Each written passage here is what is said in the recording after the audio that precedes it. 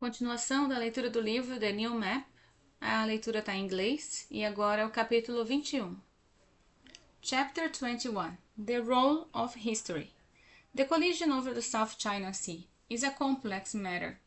For a Singaporean eminent diplomat, Tommy Kaur, who led the UN Law of the Seas negotiations, observed the South China Sea is about law, power and resources and about history.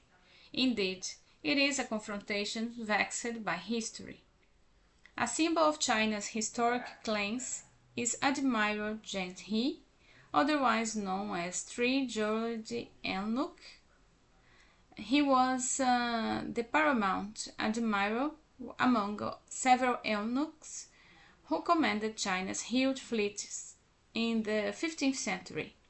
The ships carried a wide range of Chinese goods and the most advanced ordnance of the day: guns, cannonballs, and rockets. The biggest boats were the massive treasure ships, as much as 10 times bigger than the ship that, almost a century later, would carry Christopher Columbus to the New World. Zheng He's first voyage in 1405 puts to sea with an armada of 317 ships, of which 60 were the treasury ships. He commanded 6 more voyages, each taking 2 or 3 years, some of which went to the Arabian Peninsula, and even on the east coast of Africa. All along the way, they traded with the locals. They also projected the power of China, in Zheng He's words, making manifest the transforming power of imperial virtue. Zheng He's fleet brought back not only a wide variety of treasures and products, but also rulers and ambassadors to China to pay homage and tribute to in person to the emperor. In 1433, on a voyage homeward, Zheng He died. The great navy did not long survive him.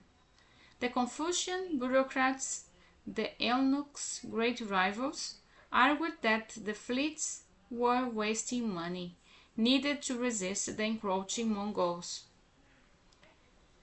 They wanted to destroy the navy because they saw it as the eunuchs' power base. Foreign travel was forbidden then. Eventually, China's huge ocean-going fleet was burnt. The three-jeweled eunuchs and his voyages and his legacy were expunged from history. But in modern times, Zheng He has been resuscitated as the great symbol of China's trading relationship with Southeast and South Asia, and as the most towering maritime figure in Chinese history. The admiral was popularized with a popular miniseries on Chinese television. On the 600th anniversary of Zheng He's first voyage, a $50 million museum dedicated to him opened in Nanjing. It is overseen by a literally towering statue of the Admiral, testament of Zheng He's lasting significance for China's history claims to the South China Sea. While economic requirements and broad ambitions help shape China's maritime strategy, Beijing also has a very specific reason: the island of Taiwan. In 1996, fearing that a leading candidate in Taiwan's presidential election might move Taiwan towards a declaration of independence, Beijing launched a missile tests and live fire in waters near Taiwan, effectively blockading the island's western ports. President Clinton responded by dispatching 2 aircraft carrier groups into the Taiwan Strait between Taiwan and mainland, ostensibly to avoid bad weather. The crisis subsided, but the lesson for Beijing was clear: the importance of sea power. The result was a new determination to build a powerful navy to ensure that such a moment would never again occur. On a clear Sunday morning in late August 2014, Chinese naval personnel gathered in the port of Weihai. They were there not to mark a victory, the usual reason for such a gathering, but rather a defeat. China's loss to the Japanese in the First Sino-Japanese War in 1894 and 1895, which included the destruction of the Chinese fleet at Weihai. As a result, Japan gained control over both Korea and Taiwan, and Weihai itself passed under British control, altogether a particularly humiliating chapter in the century of humiliation. That morning, white chrysanthemum and red roses were scattered over the waters to mourn the Chinese losses in the Battle of Weihai.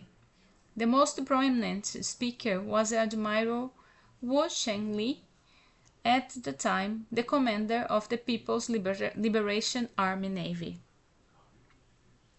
The rise of great nations is also the rise of great maritime powers.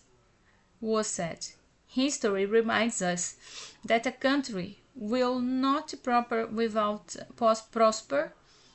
maritime power.